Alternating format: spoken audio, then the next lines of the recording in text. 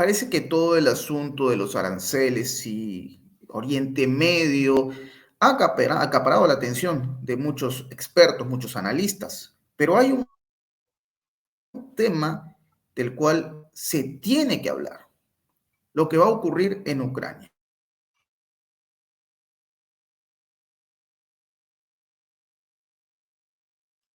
Qué es lo que va a desarrollarse a partir de algunos anuncios y algunas amenazas de personajes como Emmanuel Macron.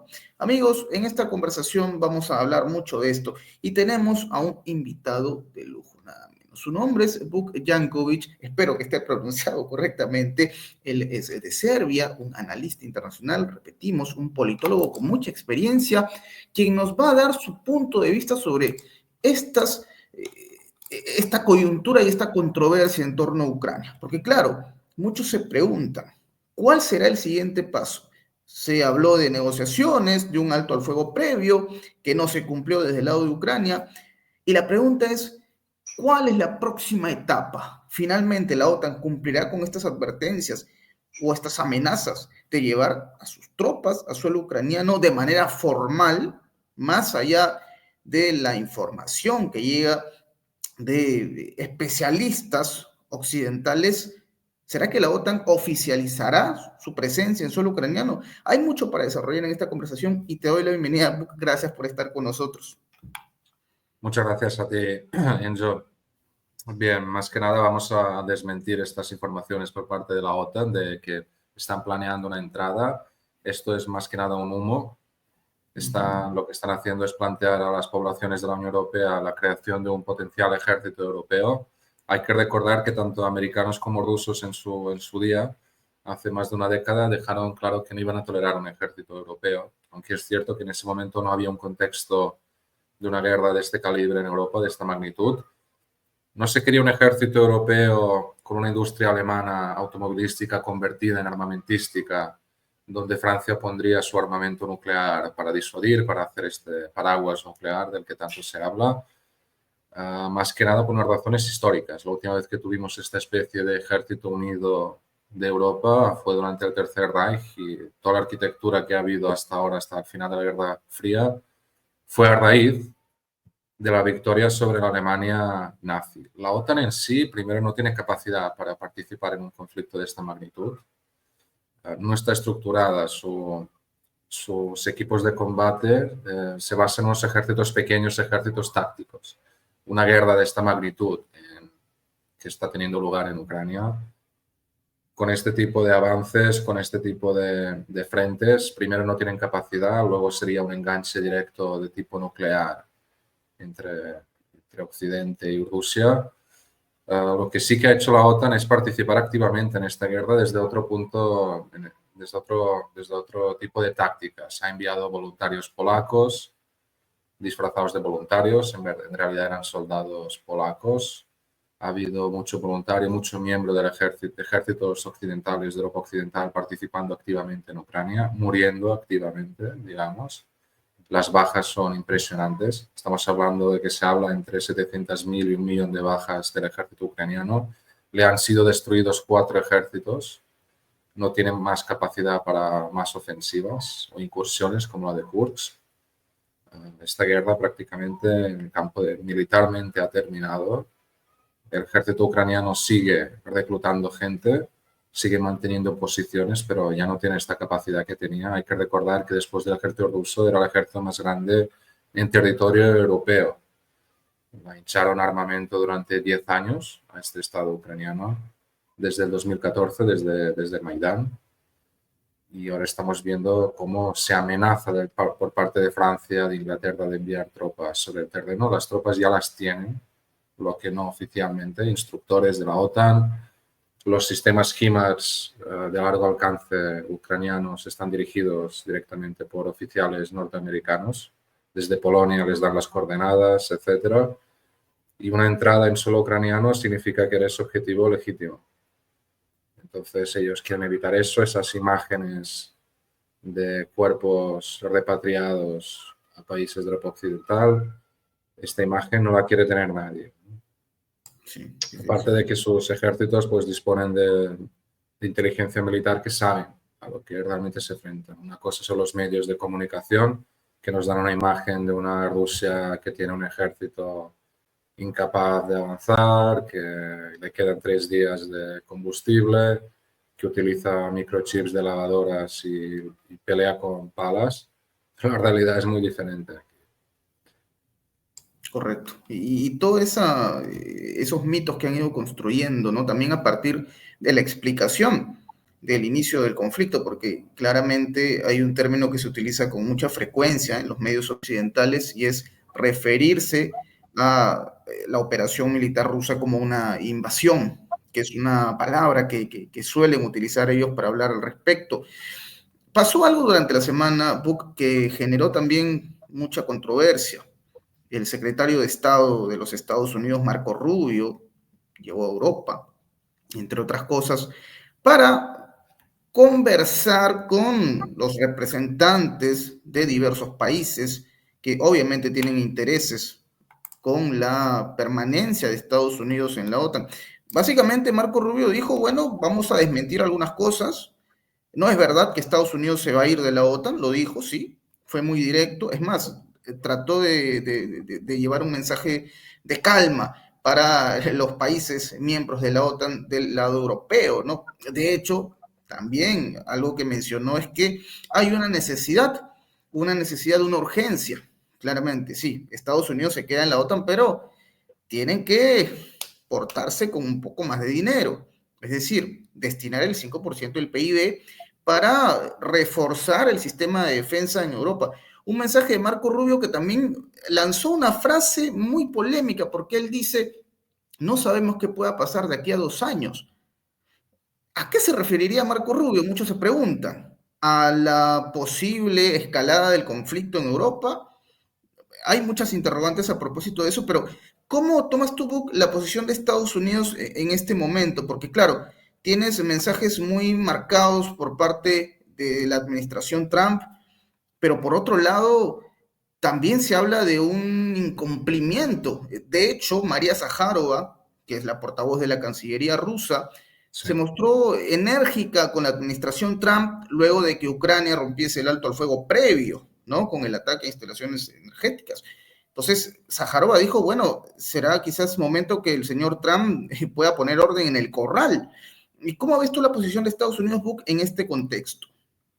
Sí, primero hay que entender que Estados Unidos, primero, Trump realmente no tenía unas buenas intenciones con la OTAN, pero a la vez la alternativa que se presenta en Europa a esta reestructuración de la OTAN sería la creación de un ejército de la Unión Europea. Y volvemos a lo que comenté antes, tanto Estados Unidos como Rusia no lo quieren esto, por razones históricas, etcétera, y porque volvería a apalancar a Ucrania, a Alemania como el motor de esta revolución armamentística y este rearme europeo. Esto es un peligro, no solo para Rusia, también para Polonia.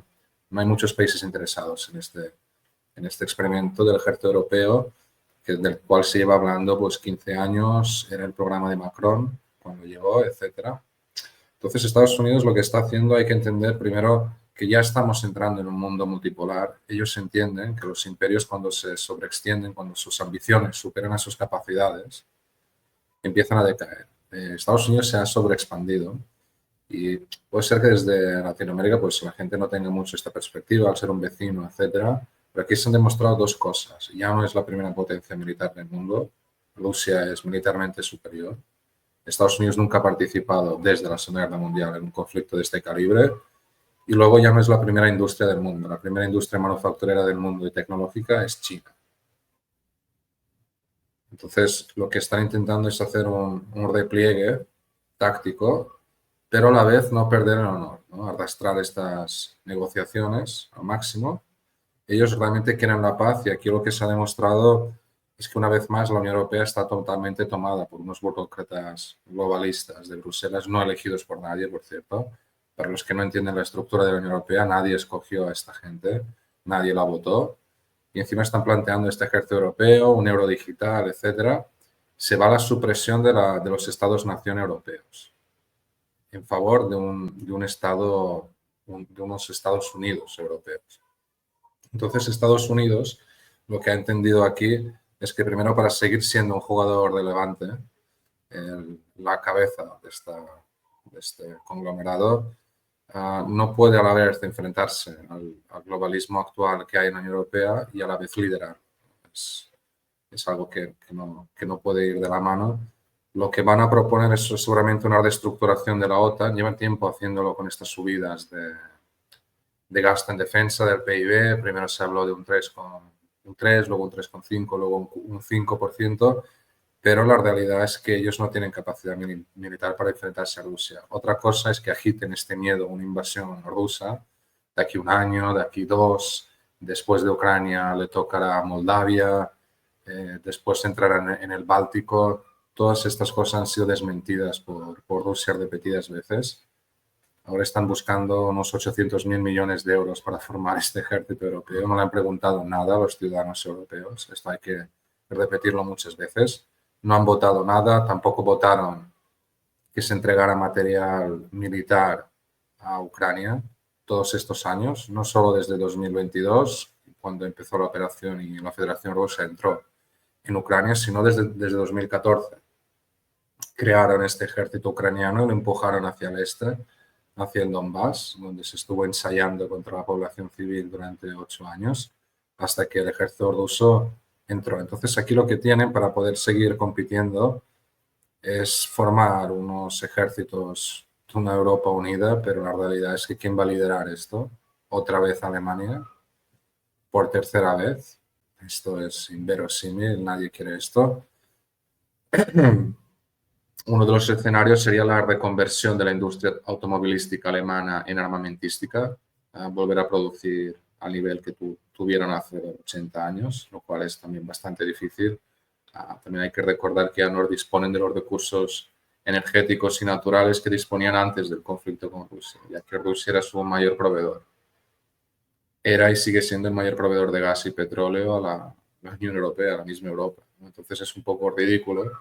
Esto es más que nada, es un discurso interno, calmar a sus aliados, digamos, supuestos aliados, porque aquí ya cada vez estamos viendo una relación más extraña, ¿no? De unos aranceles, pero no te preocupes, seguimos siendo aliados, mientras te pongo unos aranceles del 30, del 15, del 25%. Entonces lo que ha hecho Rubio ha sido un poco jugar a esto, juegan un poco al policía bueno, policía malo, diplomáticamente hablando, en un lenguaje diplomático, de disuadirlos, de decir, bueno, vais a recibir unos aranceles en completo, todo el bloque de la Unión Europea, pero a la vez no te preocupes que seguimos estando en la OTAN, estamos comprometidos mientras negociamos la paz con Rusia. Y es irónico, Buck, porque acá hay un punto también interesante.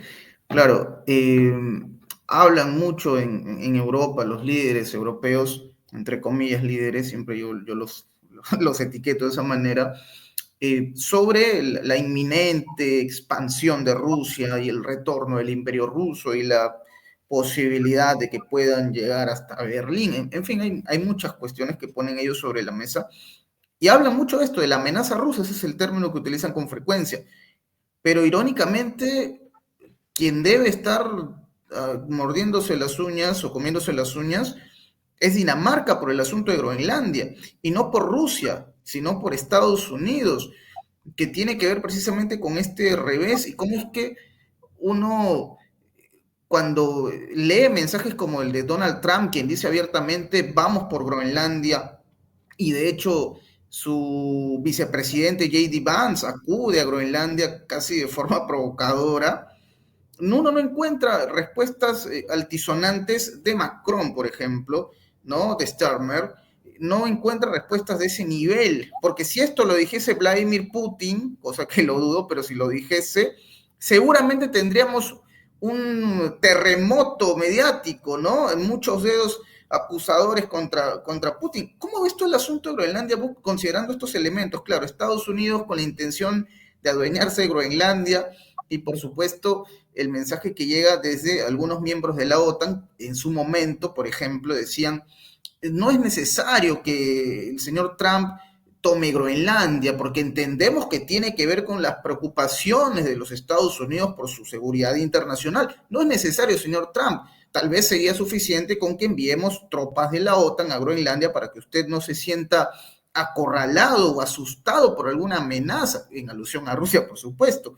Pero esta tibieza, ¿qué te deja esta tibieza de los líderes europeos respecto a lo de Groenlandia? La gran, digamos, interrogante para muchos es, ¿van a hacer algo al respecto a favor de Dinamarca? ¿Van a meterse en este asunto? ¿Demostrará la OTAN que sirve para defender los intereses de una nación europea que, por supuesto, hay que mencionarlo también, forma parte del bloque? ¿Qué piensas tú al respecto?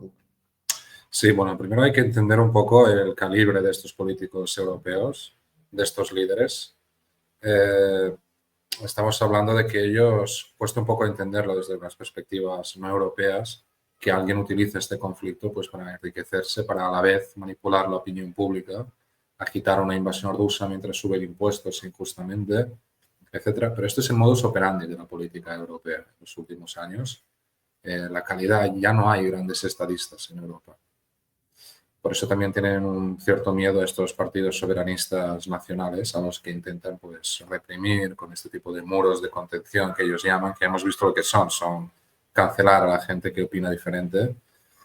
En el tema de Groenlandia, Estados Unidos pues, está interesado en ver de posicionarse estratégicamente y poder controlar el paso hacia el Ártico, sobre todo la salida de los submarinos nucleares rusos, poder rastrearlos antes de que desaparezcan en las profundidades y sobre todo este corredor que tienen. Hay que recordar que los submarinos rusos descansan a pocos kilómetros de las orillas de Florida, totalmente cargados.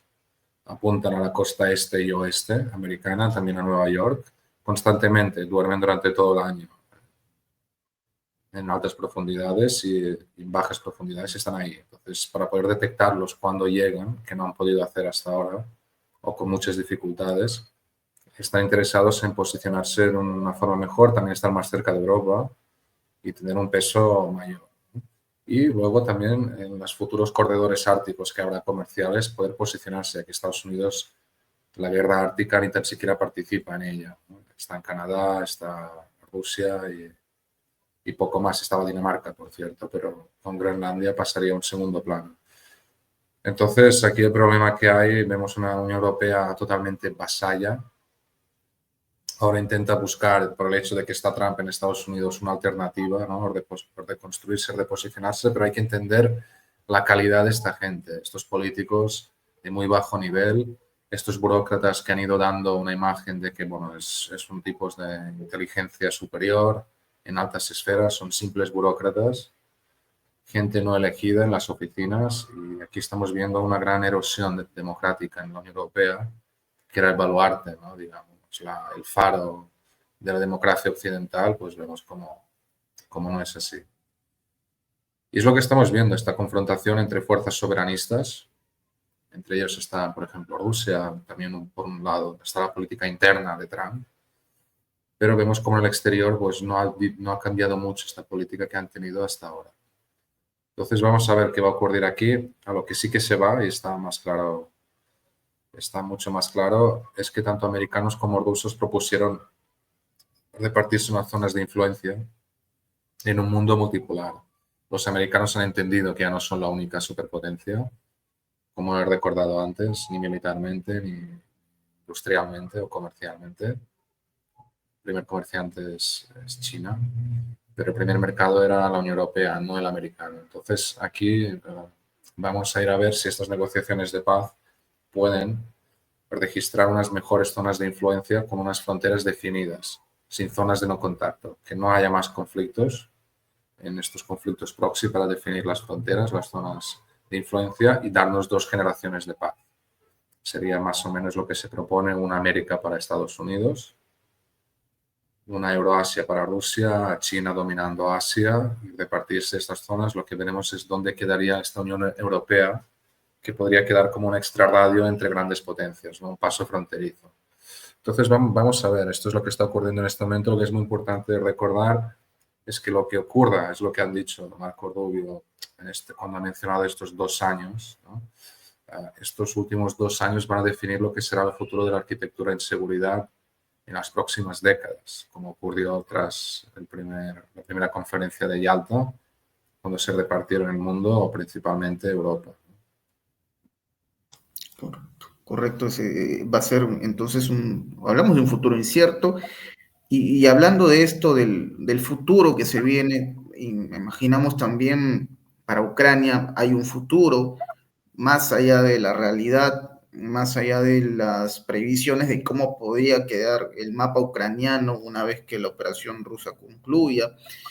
Hay algo que también genera muchas interrogantes, Book, que es, se va a notar probablemente una relación basada en un desprecio mutuo entre Rusia y Ucrania, porque ese es un punto que también está sobre la mesa, ¿no?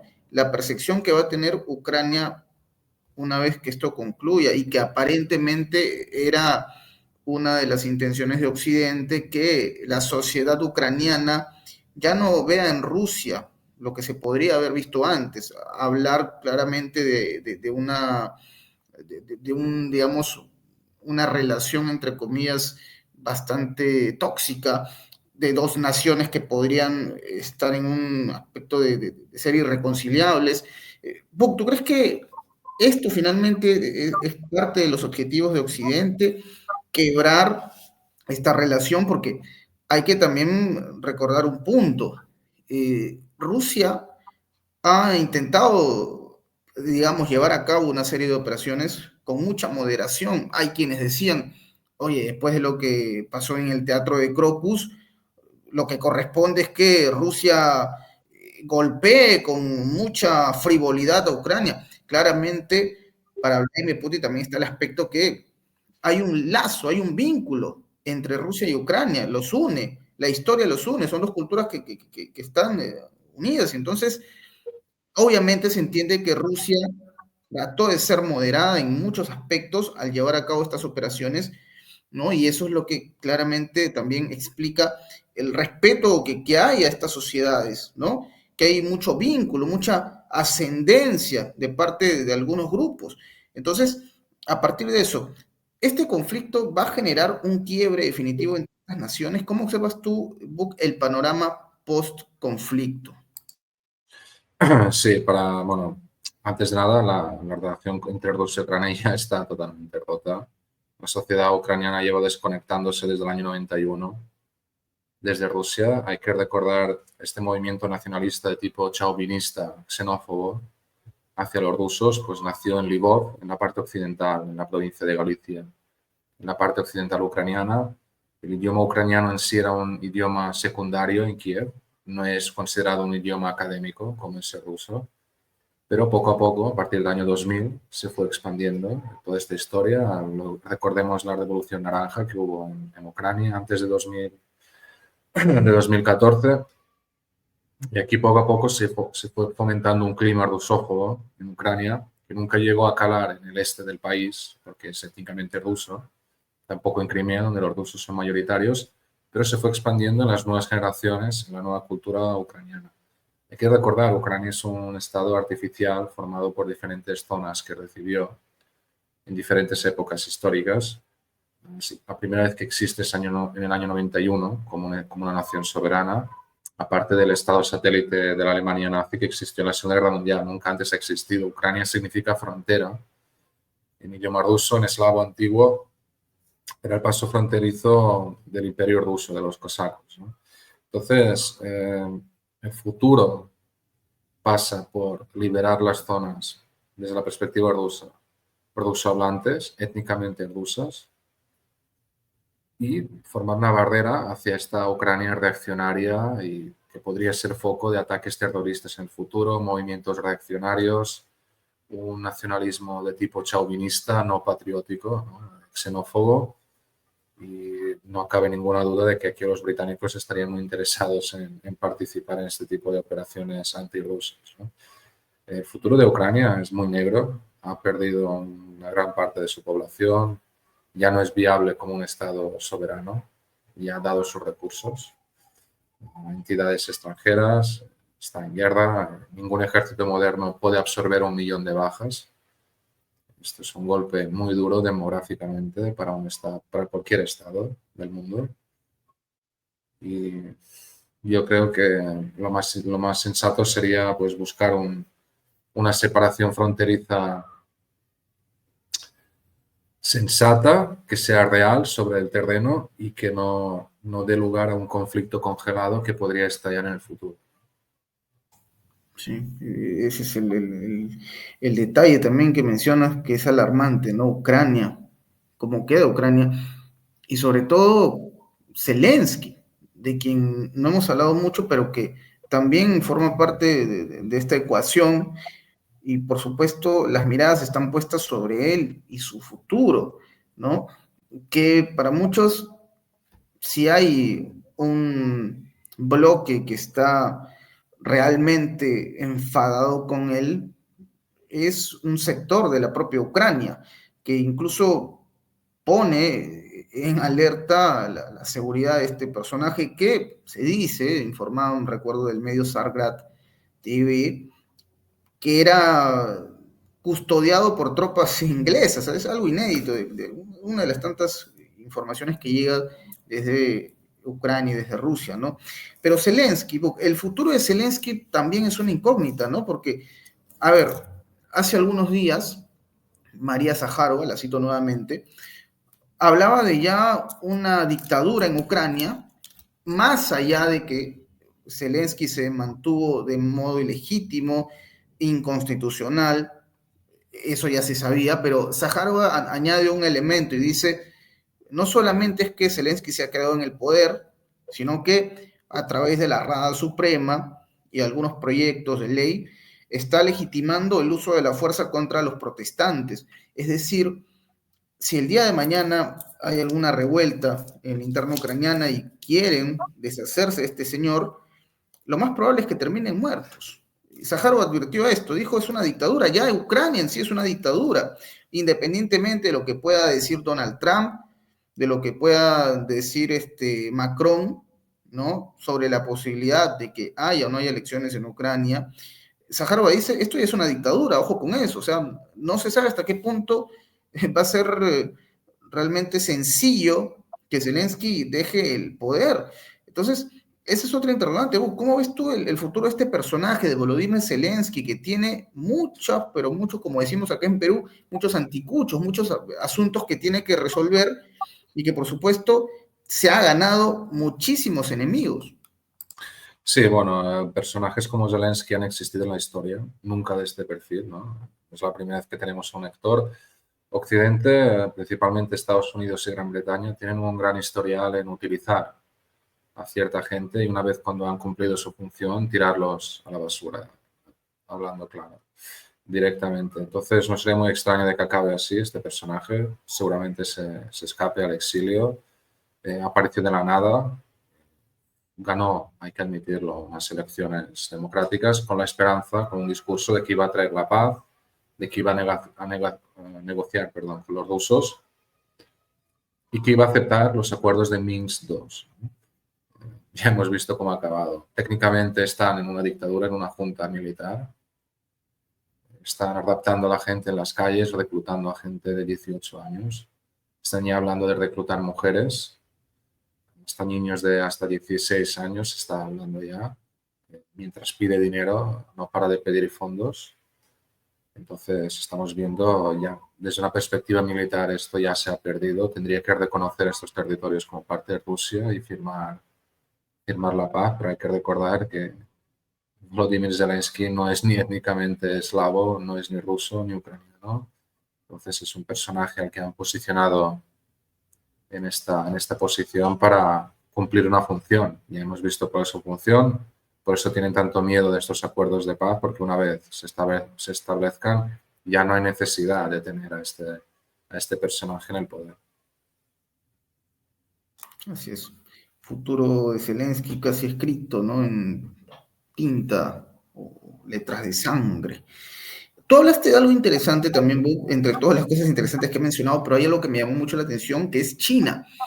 China también forma parte de este futuro digamos, vamos a decirlo así, reenfoque o reordenamiento de los liderazgos en el mundo, en el planeta.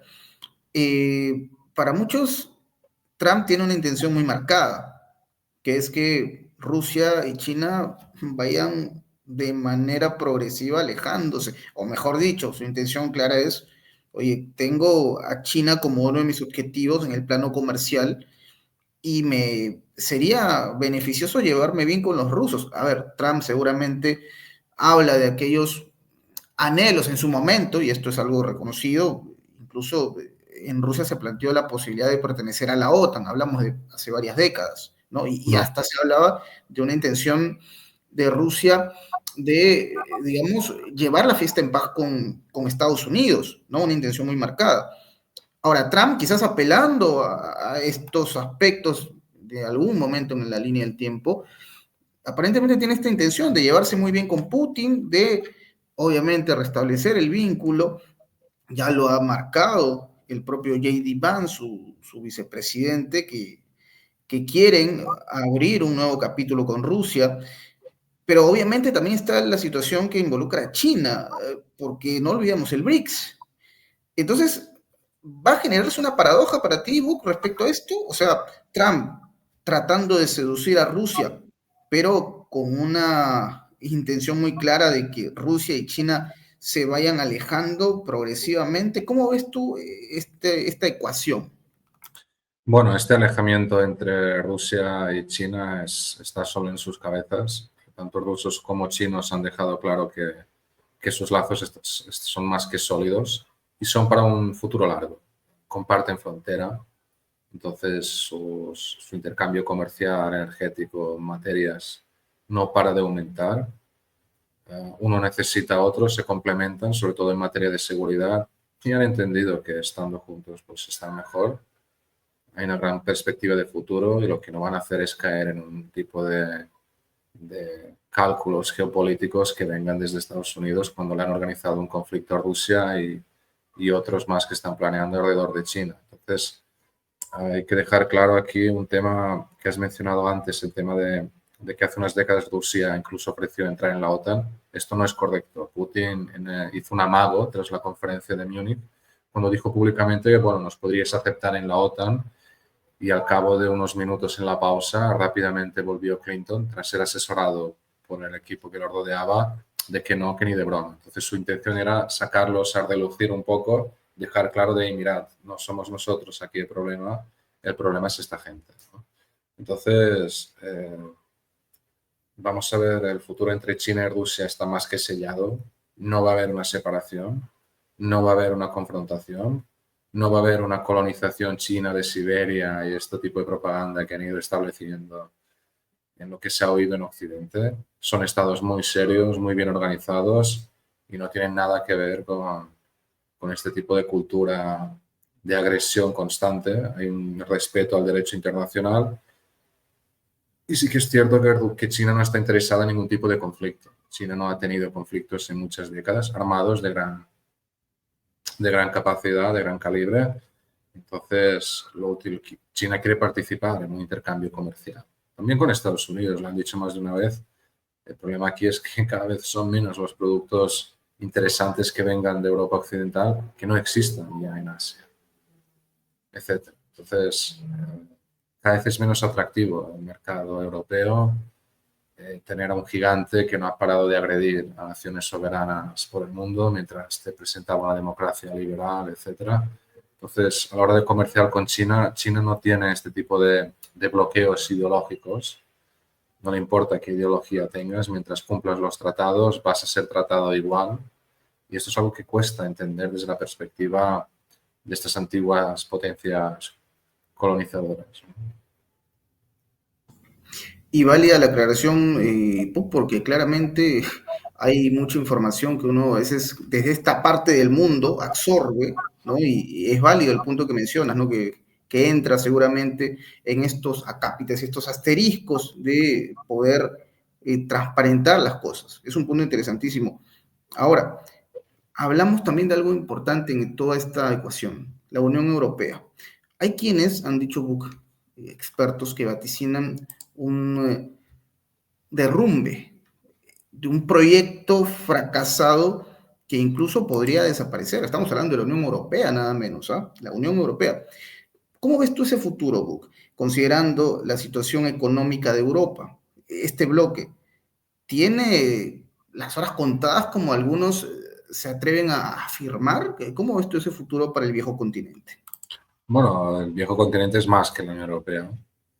La Unión Europea empezó siendo como la Unión del Acero y el Carbón, con la intención de controlar el posible rearme alemán, etcétera, que no hubiera un rearme alemán, también como unión económica, y se ha llegado a unas fronteras, a una bandera, a un himno, a unos comisarios europeos, a una burocracia de Bruselas que no ha escogido nadie.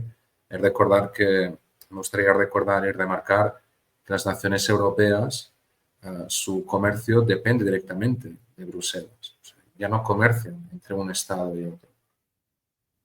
Se rigen bajo unas leyes que han sido dictadas en Bruselas y unas normas que cada vez son peores. Y desde mi punto de vista, aquí está claro que alguien proyectó la destrucción de la Unión Europea a largo plazo. Es imposible este tipo de errores en temas de inmigración que venga desde África, desde el Cáucaso, desde Afganistán. La Unión Europea ya no puede absorber más población no europea. Está en una crisis muy profunda de identidad, de seguridad, económica. Alemania lleva 2 años en recesión, su industria se está desmantelando. Entonces, en vez de ofrecer salidas lógicas y reales a una población europea envejecida y desgastada por este tipo de políticas, lo que están haciendo es apretarla aún más y le están buscando unos 800.000 millones más de euros de impuestos para crear un supuesto ejército europeo ante una supuesta amenaza rusa, ¿no? Entonces, es una Europa con unas políticas, vuelvo a esto que he mencionado antes, el tipo de políticos que existen, el tipo de gobiernos que ha habido, que ya no dependían de si eran izquierdas, derechas, eso era un discurso más internamente, pero luego en Bruselas están todos juntos, menos el grupo de patriotas y conservadores y reformistas, ¿no? Entonces, o Europa reacciona a través de estas políticas soberanistas, movimientos soberanistas, patrióticos que hay en Europa, o van a seguir hundiéndose. La Unión Europea se está hundiendo como un barco, está en pique, su economía está decayendo, su industria está cayendo, y en vez de reaccionar, ¿no?, lógicamente, pues quiere incluso entrar en una guerra comercial con China que no puede ganar, ahora tiene aranceles con Estados Unidos, sanciones, más de 100 sanciones contra Rusia. Entonces estamos viendo, ha perdido sus fuentes energéticas en África a buen precio, casi gratuito, que tenían estas antiguas colonias que podían explotar, sobre todo Francia, a placer, y ahora estamos viendo cómo esto se ha acabado, ¿no? Entonces, o buscáis una solución racional a nivel local, a nivel nacional, como nación, o no podéis funcionar como un bloque comunitario. Es un futuro alarmante el de la Unión Europea y también muchos se preguntan hasta qué punto el ciudadano europeo de los países miembros tendrá algún tipo de respuesta o tendrá algún tipo de reacción, porque claramente los efectos económicos y se harán sentir bastante en los bolsillos, ¿eh? Y ya se están sintiendo, de hecho, Sí, ¿no? sí, sí. Clarísimo, ¿no? Es un punto no menor, porque, claro, también algo que también yo lo he hablado con muchos analistas, y hasta cierto punto cuestionan la actitud del ciudadano europeo, en muchos casos, cuando se refiere a esta situación, por ejemplo en España, de cierta tibieza con las decisiones de sus políticos y, en cierto modo, no estar tan vinculados con estas medidas que se puedan ir tomando, de un golpe que obviamente no se siente ahora mismo en todas las áreas, pero que a la larga va a tener un impacto, ¿no? Porque eso también se habla mucho de la actitud que puedan tener algunos ciudadanos. Bueno, hemos visto unos ciudadanos en Europa Occidental que no han reaccionado después del COVID, están constantemente bajo una terapia de shock. Hay que recordar que un ala de estas políticas globalistas es trotskista y ellos promovían una revolución constante. Aquí estamos viendo que constantemente está ocurriendo algo nuevo, supuestamente, y no se sale de una que se entra de otra. Solucionan sus crisis planteando otras crisis. Ya no hay estadistas en Europa, no hay programas, hay supuestas agendas 2030, agendas climáticas, agendas verdes, no hay unos programas de desarrollo industrial, etcétera, comercial a largo plazo a nivel nacional. Esto ya no existe, esto que estamos acostumbrados antes ya no existe desde hace décadas, ¿no? Y esto se va a notar, otros países nunca lo han tenido, pero Europa tiene una larga historia en este sentido y vamos a ver. Hay que recordar también que llegan nuevas generaciones que han sido educadas durante estas últimas décadas, poco a poco se abren paso, gente de 40 años, 50, 30, entonces vamos a ver aquí cuál va a ser el futuro de Europa. Yo lo veo bastante oscuro, tirando para muy negro, sobre todo en países como Francia, Alemania, Suecia o Inglaterra, que tienen unos índices de inmigración totalmente descontrolados. Quiero recordar una inmigración no cristiana y una inmigración incapaz de adaptarse, de ser absorbida por estas sociedades. Ok, ahí está la situación, ¿no? El meollo del asunto. Pero bueno, Buck, hemos disfrutado esta conversación, ha estado, como siempre, extraordinaria, con todo el conocimiento que nos has brindado en esta charla, ¿no? Y me gustaría que nos dejes un mensaje final, alguna reflexión quizás sobre lo que hemos conversado ahora mismo para la audiencia de prensa alternativa que ahora mismo te escucha con bastante atención. Sí, hay que entender que en este conflicto entre fuerzas soberanistas y fuerzas globalistas que estamos viendo en este tipo de nueva política, ah,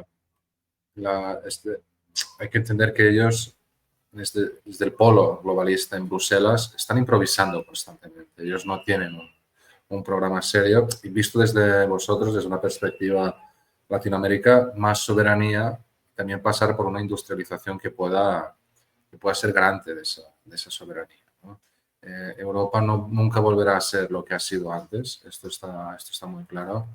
Algunos no lo quieren aceptar, algunos quieren aceptarlo, pero es su propia medida, desde su propio punto de vista, ¿no?